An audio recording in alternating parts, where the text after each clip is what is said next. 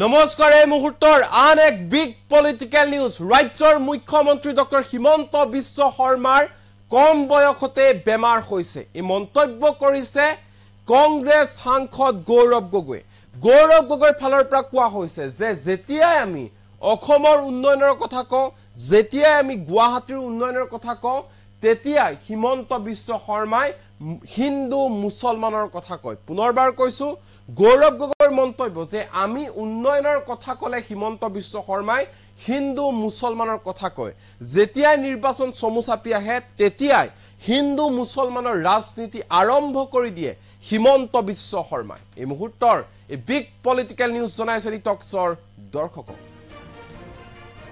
মুখ্যমন্ত্ৰী হিমন্ত বিশ্ব শৰ্মাক থকা হৰকা কৰিলে বিৰোধী উপদলপতি গৌৰৱ গগৈয়ে কা আৰু হিন্দু মুছলিমক লৈ মুখ্যমন্ত্ৰী হিমন্ত বিশ্ব শৰ্মাই ৰাজনীতি কৰিছে কংগ্ৰেছৰ বৈঠকত ব্লুপ্ৰিণ্টক লৈ মুখ্যমন্ত্ৰীয়ে ভয় খাইছে পৱন সিং ঘাটোৱাৰক বদনাম কৰিবলৈ চেষ্টা কৰিছে হিমন্ত বিশ্ব শৰ্মাই এজন চাহ জনগোষ্ঠীয় নেতাক বদনাম কৰিব নালাগে এই আহ্বান জনাইছে গৌৰৱ গগৈ চাহ জনগোষ্ঠীয় লোকক মুখ্যমন্ত্ৰী হিমন্ত বিশ্ব শৰ্মাই বেয়া পায় মন্ত্ৰিত্বৰ ক্ষেত্ৰত পবিত্ৰ মাৰ্ঘেৰিটাতকৈ যোগ্য আছিল কামাখ্যা প্ৰসাদ তাছা হেবাবে তেলিৰ টিকট কাটিলে কামাখ্যা প্ৰসাদ তাছাক মন্ত্ৰী নিদিলে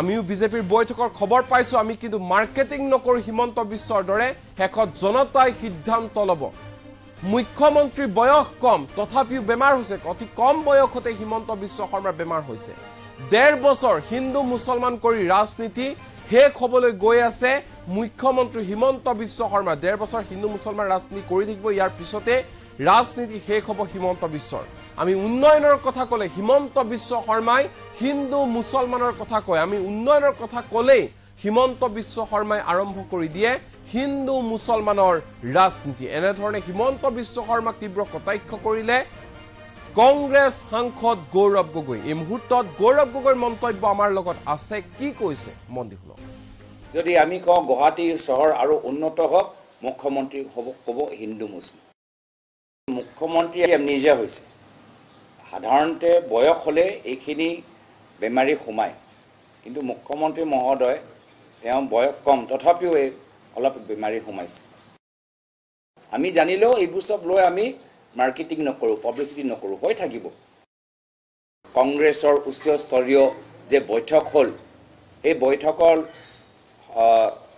ভিতৰত আমাৰ গোটেই দলৰ নেতৃত্বই আহা 1.5 বছৰ আমি কেনেদৰে আগবাঢ়ি যাম তাৰ বাবে যে আমি ৰণকৌশল কিছু ড্ৰাফট ব্লুপ্ৰিণ্ট আমি বনাইছো হেয়া লৈ মুখ্যমন্ত্ৰী শংকিত হৈছে হেয়া লৈ মুখ্যমন্ত্ৰী শংকিত হোৱা পিছত এতিয়া আমাৰ দলৰ জ্যেষ্ঠ নেতা পৱন সিং ঘাটোৱাৰ ডাঙৰীয়াৰ ওপৰত ৰাজনৈতিকভাৱে অভিযোগ দাঙি ধৰিছে অপপ্ৰচাৰ কৰিছে আৰু এজন জ্যেষ্ঠ নেতা পৱন সিং ঘাটোৱাৰ ডাঙৰীয়াৰ ছবি বদনাম কৰিবলৈ চেষ্টা কৰি আছে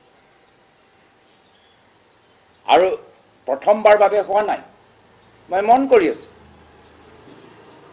বাৰম্বাৰ মুখ্যমন্ত্ৰী হিমন্ত বিশ্ব শৰ্মা ডাঙৰীয়াৰ আমাৰ দলৰ জ্যেষ্ঠ নেতা পৱন সিং ঘাটোৱাৰ ডাঙৰীয়াৰ ওপৰত কোনো তৰ্ক নথকা অভিযোগবোৰ দাঙি ধৰিছে যি তেখেতৰ ছবি দললৈ যায়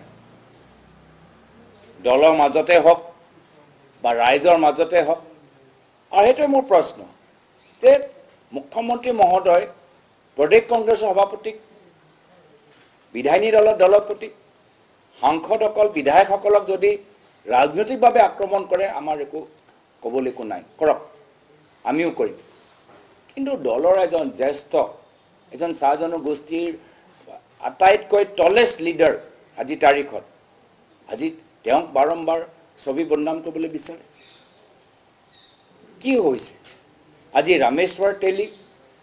ৰামেশ্বৰ তেলী তেওঁলোকে টিকেট কৰ্তন কৰি দিলে ৰামেশ্বৰ তেলী আজি মন্ত্ৰী হ'ব পাৰিলেহেঁতেন কামাখ্যা তাছা আজি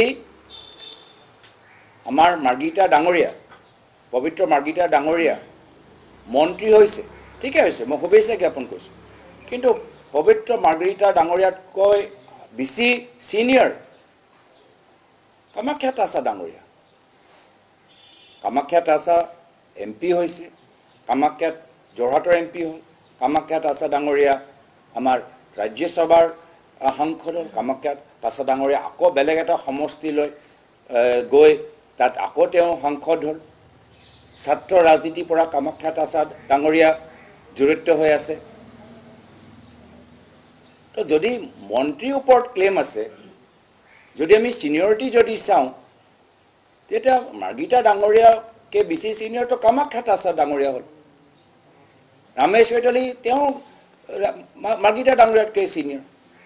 মাৰ্গিতা ডাঙৰীয়া পাইছে ভাল কথা, কিন্তু বাৰম্বাৰ আমি মুখ্যমন্ত্ৰীৰ পৰা এনেধৰণৰ এটা ৰাজনীতি এটা ইংগিত পাইছোঁ যে তেওঁৰ মনটো অলপ ভাল নহয় বা তেওঁৰ মনটো কিবা এটা বেয়া পাই আছে। সেইকাৰণে তেলী ডাঙৰীয়াৰ টিকেট কাটি দিলে, সেইকাৰণে আমাৰ পল্লৱ লোচনৰ মন্ত্ৰী হৈছিলে, কেতিয়াবা দিল্লীলৈ ঠেলি দিলে, আকৌ দিল্লীৰ পৰা আকৌ টিকেট কাটিলে। সেইকাৰণে কামাখ্যাত আছা ডাঙৰীয়া আজি মন্ত্ৰী হোৱা নাই। সেইকাৰণে এতিয়া পৱন সিং ঘাটোৱাৰ ডাঙৰীয়া বাৰম্বাৰ তেওঁ ছবি বদনাম কৰিবলৈ বিচাৰিছে। যিসকলে ৰাজনীতি কৰে আমি বুজি পাইছোঁ যি মুখ্যমন্ত্ৰী মহোদয়ৰ মনত এটা বিশেষ সম্প্ৰদায়ৰ প্ৰতি ভাল ভাৱ নাই, আৰু সেইকাৰণে ৰাজনৈতিকভাৱে যিসকল সেই সমাজৰ পৰা উঠি আহিছে, সক্ৰিয় হৈছে, লাহে লাহে লাহে মুখ্যমন্ত্ৰী তেওঁলোকৰ টিকেট কাটিছে বা তেওঁলোকৰ ছবি বদনাম কৰিছে। মুখ্যমন্ত্ৰী মহোদয় সতৰ্ক হোৱাটো মই বিচাৰোঁ। আমি সমাজৰ প্ৰত্যেক বৰ্গক সন্মান কৰোঁ, প্ৰত্যেক বৰ্গৰ ৰাজনৈতিক আৱেগ আছে, প্ৰত্যেক বৰ্গৰ নিজৰ সমাজৰ ভাষা সংস্কৃতিৰ প্ৰতি আৱেগ আছে।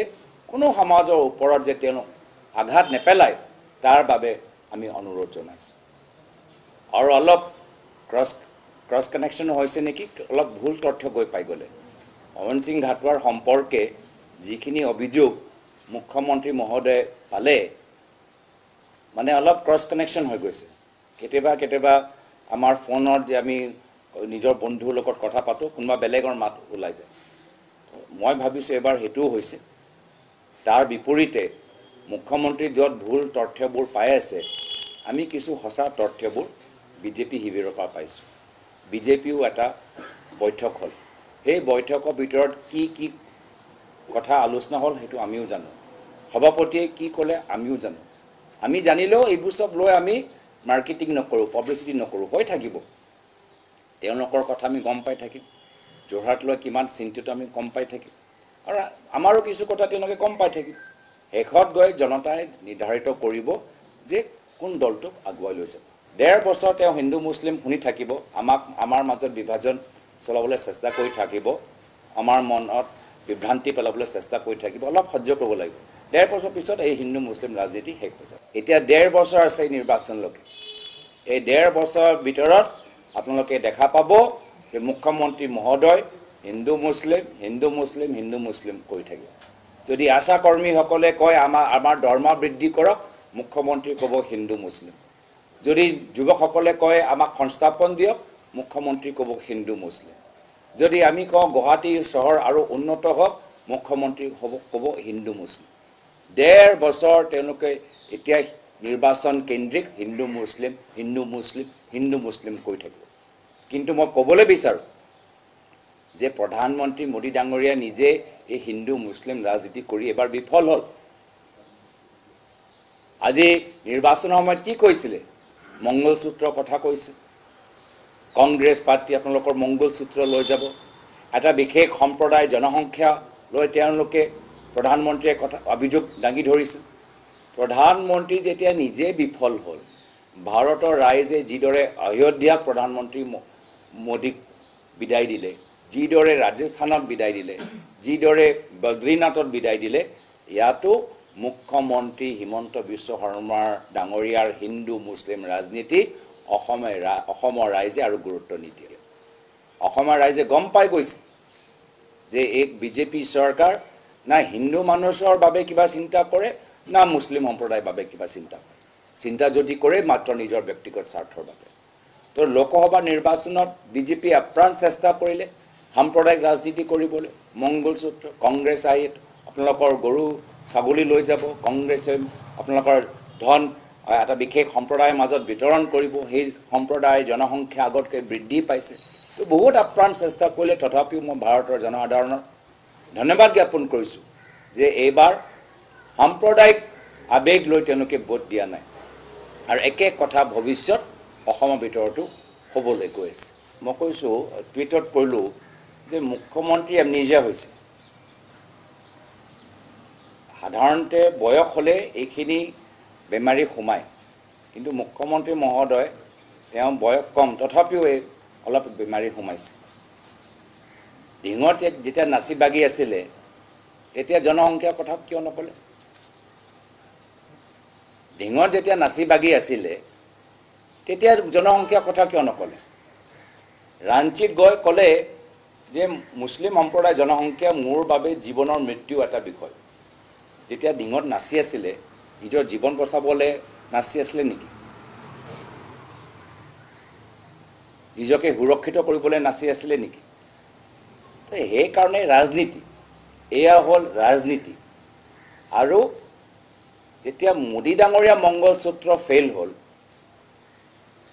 তেতিয়া মোদী ডাঙৰীয়া নিজে জনসংখ্যা লৈ ৰাজনীতি কৰিবলৈ বিচাৰিছিলে কিন্তু তেওঁ ফেইল হ'ল অযোধ্যা হাৰিলে বাৰাণসীত মোদী ডাঙৰীয়া ট্ৰেলিঙত চলি আছে মোদী ডাঙৰীয়াৰ মুছলিম জনসংখ্যাৰ ৰাজনীতি মানুহে বুজি পাইছে চিনি পাইছে নাকচ কৰিছে তো অসমত একে কথা হ'বলৈ গৈ আছে অসমতে অসমৰ ৰাইজে নাকচ কৰিব এতিয়া কৈছোঁ 1.5 বছৰ অলপ সহ্য কৰক 1.5 বছৰ সহ্য কৰক 1.5 বছৰ তেওঁ হিন্দু মুছলিম শুনি থাকিব আমাৰ মাজত বিভাজন চলাবলৈ চেষ্টা কৰি থাকিব আমাৰ মনত বিভ্ৰান্তি পেলাবলৈ চেষ্টা কৰি থাকিব অলপ সহ্য কৰক আৰু উন্নত হওক মুখ্যমন্ত্ৰী ক'ব হিন্দু মুছলিম মুখ্যমন্ত্ৰী এমনেজিয়া হৈছে সাধাৰণতে বয়স হ'লে এইখিনি বেমাৰী সোমায় কিন্তু মুখ্যমন্ত্ৰী মহোদয় তেওঁ বয়স কম তথাপিও অলপ বেমাৰী সোমাইছে আমি জানিলেও এইবোৰ সব লৈ আমি মাৰ্কেটিং নকৰোঁ পাব্লিচিটি নকৰোঁ হৈ থাকিব কংগ্ৰেছৰ উচ্চস্তৰীয় যে বৈঠক হ'ল এই বৈঠকৰ ভিতৰত আমাৰ গোটেই দলৰ নেতৃত্বই অহা 1.5 বছৰ আমি কেনেদৰে আগবাঢ়ি যাম তাৰ বাবে যে আমি ৰণকৌশল কিছু ড্ৰাফ্ট ব্লুপ্ৰিণ্ট আমি বনাইছোঁ সেয়া লৈ মুখ্যমন্ত্ৰী শংকিত হৈছে সেয়া লৈ মুখ্যমন্ত্ৰী শংকিত হোৱাৰ পিছত এতিয়া আমাৰ দলৰ জ্যেষ্ঠ নেতা পৱন সিং ঘাটোৱাৰ ডাঙৰীয়াৰ ওপৰত ৰাজনৈতিকভাৱে অভিযোগ দাঙি ধৰিছে অপপ্ৰচাৰ কৰিছে আৰু এজন জ্যেষ্ঠ নেতা পৱন সিং ঘাটোৱাৰ ডাঙৰীয়াৰ ছবি বদনাম কৰিবলৈ চেষ্টা কৰি আছে আৰু প্ৰথমবাৰ বাবে হোৱা নাই মই মন কৰি আছোঁ বাৰম্বাৰ মুখ্যমন্ত্ৰী হিমন্ত বিশ্ব শৰ্মা ডাঙৰীয়াৰ আমাৰ দলৰ জ্যেষ্ঠ নেতা পৱন সিং ঘাটোৱাৰ ডাঙৰীয়াৰ ওপৰত কোনো তৰ্ক নথকা অভিযোগবোৰ দাঙি ধৰিছে যি তেখেতৰ ছবি দললৈ যায় দলৰ মাজতে হওক বা ৰাইজৰ মাজতে হওক আৰু সেইটোৱে মোৰ প্ৰশ্ন যে মুখ্যমন্ত্ৰী মহোদয় প্ৰদেশ কংগ্ৰেছৰ সভাপতিক বিধায়িনী দলৰ দলপতি সাংসদসকল বিধায়কসকলক যদি ৰাজনৈতিকভাৱে আক্ৰমণ কৰে আমাৰ একো ক'বলৈ একো নাই কৰক আমিও কৰিম কিন্তু দলৰ এজন জ্যেষ্ঠ এজন চাহ জনগোষ্ঠীৰ আটাইতকৈ টলেষ্ট লিডাৰ আজি তাৰিখত আজি তেওঁক বাৰম্বাৰ ছবি বদনাম কৰিবলৈ বিচাৰে কি হৈছে আজি ৰামেশ্বৰ তেলী তেওঁলোকে টিকেট কৰ্তন কৰি দিলে ৰামেশ্বৰ তেলী আজি মন্ত্ৰী হ'ব পাৰিলেহেঁতেন কামাখ্যা তাছা আজি আমাৰ মাৰ্গিতা ডাঙৰীয়া পবিত্ৰ মাৰ্গিতা ডাঙৰীয়া মন্ত্ৰী হৈছে ঠিকে হৈছে মই শুভেচ্ছা জ্ঞাপন কৰিছোঁ কিন্তু পবিত্ৰ মাৰ্গিতা ডাঙৰীয়াতকৈ বেছি ছিনিয়ৰ কামাখ্যা তাছা ডাঙৰীয়া কামাখ্যা তাছা MP হৈছে কামাখ্যাত যোৰহাটৰ MP হ'ল কামাখ্যা তাছা ডাঙৰীয়া আমাৰ ৰাজ্যসভাৰ সাংসদ হ'ল কামাখ্যা তাছা ডাঙৰীয়া আকৌ বেলেগ এটা সমষ্টিলৈ গৈ তাত আকৌ তেওঁ সাংসদ হ'ল ছাত্ৰ ৰাজনীতিৰ পৰা কামাখ্যা তাছা ডাঙৰীয়া জড়িত হৈ আছে তো যদি মন্ত্ৰীৰ ওপৰত ক্লেইম আছে যদি আমি ছিনিয়ৰিটি যদি চাওঁ তেতিয়া মাৰ্গিতা ডাঙৰীয়াকে বেছি ছিনিয়ৰ তো কামাখ্যা তাছা ডাঙৰীয়া হ'ল ৰামেশ্বৰ তেলী তেওঁ মাৰ্গিতা ডাঙৰীয়াতকৈ ছিনিয়ৰ মাৰ্গিতা ডাঙৰীয়া পাইছে ভাল কথা বাৰম্বাৰ আমি মুখ্যমন্ত্ৰীৰ পৰা এনেধৰণৰ এটা ৰাজনীতি এটা ইংগিত পাইছোঁ যে তেওঁৰ মনটো অলপ ভাল নহয় বা তেওঁৰ মনটো কিবা এটা বেয়া পাই আছে। সেইকাৰণে তেলী ডাঙৰীয়াৰ টিকেট কাটি দিলে, সেইকাৰণে আমাৰ পল্লৱ লোচনৰ মন্ত্ৰী হৈছিলে, কেতিয়াবা দিল্লীলৈ ঠেলি দিলে, আকৌ দিল্লীৰ পৰা আকৌ টিকেট কাটিলে। সেইকাৰণে কামাখ্যা তাছা ডাঙৰীয়া আজি মন্ত্ৰী হোৱা নাই, সেইকাৰণে এতিয়া পৱন সিং ঘাটোৱাৰ ডাঙৰীয়া বাৰম্বাৰ তেওঁ ছবি বদনাম কৰিবলৈ বিচাৰিছে। যিসকলে ৰাজনীতি কৰে আমি বুজি পাইছোঁ যি মুখ্যমন্ত্ৰী মহোদয়ৰ মনত এটা বিশেষ সম্প্ৰদায়ৰ প্ৰতি ভাল ভাৱ নাই, আৰু সেইকাৰণে ৰাজনৈতিকভাৱে যিসকল সেই সমাজৰ পৰা উঠি আহিছে, সক্ৰিয় হৈছে, লাহে লাহে লাহে মুখ্যমন্ত্ৰী তেওঁলোকৰ টিকেট কাটিছে বা তেওঁলোকৰ ছবি বদনাম কৰিছে। মুখ্যমন্ত্ৰী মহোদয় সতৰ্ক হোৱাটো মই বিচাৰোঁ। আমি সমাজৰ প্ৰত্যেক বৰ্গক সন্মান কৰোঁ, প্ৰত্যেক বৰ্গৰ ৰাজনৈতিক আৱেগ আছে, প্ৰত্যেক বৰ্গৰ নিজৰ সমাজৰ ভাষা সংস্কৃতিৰ প্ৰতি আৱেগ আছে। কোনো সমাজৰ ওপৰত যে তেওঁলোক আঘাত নেপেলায় তাৰ বাবে আমি অনুৰোধ জনাইছোঁ। আৰু অলপ ক্ৰছ কানেকশ্যন হৈছে নেকি, অলপ ভুল তথ্য গৈ পাই গ'লে।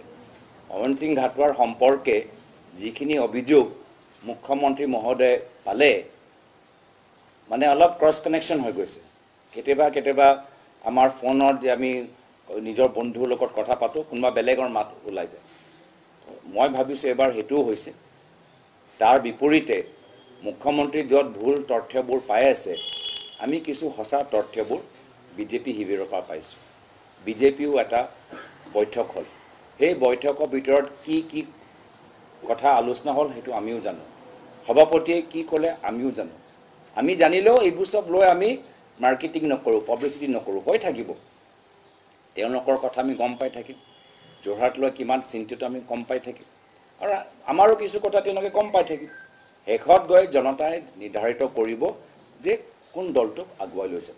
১.৫ বছৰ তেওঁ হিন্দু মুছলিম শুনি থাকিব, আমাৰ মাজত বিভাজন চলাবলৈ চেষ্টা কৰি থাকিব, আমাৰ মনত বিভ্ৰান্তি পেলাবলৈ চেষ্টা কৰি থাকিব। অলপ সহ্য কৰিব লাগিব। ১.৫ বছৰ পিছত এই হিন্দু মুছলিম ৰাজনীতি শেষ হৈ যাব। এতিয়া ১.৫ বছৰ আছে এই নিৰ্বাচনলৈকে। এই ১.৫ বছৰৰ ভিতৰত আপোনালোকে দেখা পাব যে মুখ্যমন্ত্ৰী মহোদয় হিন্দু মুছলিম কৰি থাকিব। যদি আশা কৰ্মীসকলে কয় আমাৰ দৰমহা বৃদ্ধি কৰক, মুখ্যমন্ত্ৰী ক'ব হিন্দু মুছলিম। যদি যুৱকসকলে কয় আমাক সংস্থাপন দিয়ক, মুখ্যমন্ত্ৰী ক'ব হিন্দু মুছলিম। যদি আমি কওঁ গুৱাহাটী চহৰ আৰু উন্নত হওক, মুখ্যমন্ত্ৰী ক'ব হিন্দু মুছলিম। ১.৫ বছৰ তেওঁলোকে এতিয়া নিৰ্বাচন কেন্দ্ৰিক হিন্দু মুছলিম কৰি থাকিব। কিন্তু মই ক'বলৈ বিচাৰোঁ যে প্ৰধানমন্ত্ৰী মোদী ডাঙৰীয়া নিজে এই হিন্দু মুছলিম ৰাজনীতি কৰি এবাৰ বিফল হ'ল। আজি নিৰ্বাচনৰ সময়ত কি কৈছিলে? মংগলসূত্ৰৰ কথা কৈছে। কংগ্ৰেছ পাৰ্টি আপোনালোকৰ মংগলসূত্ৰ লৈ যাব, এটা বিশেষ সম্প্ৰদায় জনসংখ্যা লৈ তেওঁলোকে প্ৰধানমন্ত্ৰীয়ে কথা অভিযোগ দাঙি ধৰিছিল। প্ৰধানমন্ত্ৰী যেতিয়া নিজে বিফল হ'ল, ভাৰতৰ ৰাইজে যিদৰে অযোধ্যাক প্ৰধানমন্ত্ৰী মোদীক বিদায় দিলে, যিদৰে ৰাজস্থানত বিদায় দিলে, যিদৰে বদ্ৰীনাথত বিদায় দিলে, ইয়াতো মুখ্যমন্ত্ৰী হিমন্ত বিশ্ব শৰ্মাৰ ডাঙৰীয়াৰ হিন্দু মুছলিম ৰাজনীতি অসমৰ ৰাইজে আৰু গুৰুত্ব নিদিয়ে। অসমৰ ৰাইজে গম পাই গৈছে যে এই বিজেপি চৰকাৰ না হিন্দু মানুহৰ বাবে কিবা চিন্তা কৰে, না মুছলিম সম্প্ৰদায়ৰ বাবে কিবা চিন্তা কৰে। চিন্তা যদি কৰে মাত্ৰ নিজৰ ব্যক্তিগত স্বাৰ্থৰ বাবে। তো লোকসভা নিৰ্বাচনত বিজেপি আপ্ৰাণ চেষ্টা কৰিলে সাম্প্ৰদায়িক ৰাজনীতি কৰিবলৈ। মংগলসূত্ৰ, কংগ্ৰেছ আহি আপোনালোকৰ গৰু ছাগলী লৈ যাব, কংগ্ৰেছে আপোনালোকৰ ধন এটা বিশেষ সম্প্ৰদায়ৰ মাজত বিতৰণ কৰিব, সেই সম্প্ৰদায়ৰ জনসংখ্যা আগতকৈ বৃদ্ধি পাইছে। তো বহুত আপ্ৰাণ চেষ্টা কৰিলে, তথাপিও মই ভাৰতৰ জনসাধাৰণক ধন্যবাদ জ্ঞাপন কৰিছোঁ যে এইবাৰ সাম্প্ৰদায়িক আৱেগ লৈ তেওঁলোকে ভোট দিয়া নাই। আৰু একে কথা ভৱিষ্যত অসমৰ ভিতৰতো হ'বলৈ গৈ আছে। মই কৈছোঁ, টুইটত কৰিলোঁ যে মুখ্যমন্ত্ৰী এমনেজিয়া হৈছে। সাধাৰণতে বয়স হ'লে এইখিনি বেমাৰী সোমায়, কিন্তু মুখ্যমন্ত্ৰী মহোদয় তেওঁ বয়স কম, তথাপিও অলপ বেমাৰী সোমাইছে। ডিঙত যেতিয়া নাচি বাগি আছিলে তেতিয়া জনসংখ্যাৰ কথা কিয় নক'লে? ডিঙত যেতিয়া নাচি বাগি আছিলে তেতিয়া জনসংখ্যাৰ কথা কিয় নক'লে? ৰাঞ্চিত গৈ ক'লে যে মুছলিম সম্প্ৰদায় জনসংখ্যা মোৰ বাবে জীৱনৰ মৃত্যু এটা বিষয় যেতিয়া ডিঙত নাচি আছিলে নিজৰ জীৱন বচাবলৈ নাচি আছিলে নেকি নিজকে সুৰক্ষিত কৰিবলৈ নাচি আছিলে নেকি তো সেইকাৰণে ৰাজনীতি এয়া হ'ল ৰাজনীতি আৰু যেতিয়া মোদী ডাঙৰীয়া মংগলসূত্ৰ ফেইল হ'ল